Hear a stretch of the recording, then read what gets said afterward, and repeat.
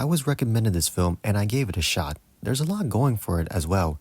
Directed by Ridley Scott, featuring Tim Curry in his prime, and Tom Cruise, but not just any Tom Cruise with the ugly teeth. Yes, that Tom Cruise. The introduction of this movie begins with Tim Curry's character, Darkness, or the Devil, however you want to perceive him as, discusses an evil plan to plunge the world into darkness. So he hires his goons to take out the horn of a unicorn because their magic balances out with his evil. You know, regular schmegler villain stuff. After the introduction, we follow Tom Cruise's character, Jack, who is a child of the Force in a way, and he's friends with the princess, Lily, played by Mia Sara. Now, they hang out and do, fantasy stuff. Now, it's very obvious that Lily loves Jack and Jack likes Lily, and Jack trusts Lily and shows her 2 unicorns. But the thing is, Lily wants to sing to them, and Jack kinda is a little iffy about it. Now, Lily means no harm and sings to them anyway, but unbeknownst to them, the goblins shoot the unicorn and they run away, plunging the world into a heavy snowfall, causing some unbalance with the world.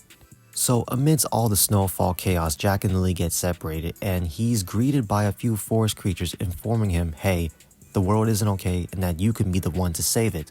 Meanwhile, Lily feels bad about causing all this but uncovers the plan and learns that both unicorns must die in order for the world to be covered in darkness, so she rushes back to protect the unicorn, but in the process, both get captured.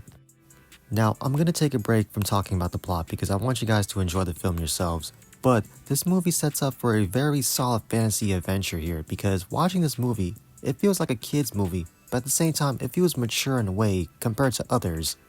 You see, the thing about old dark fantasy films from this era is how the production went crazy hard.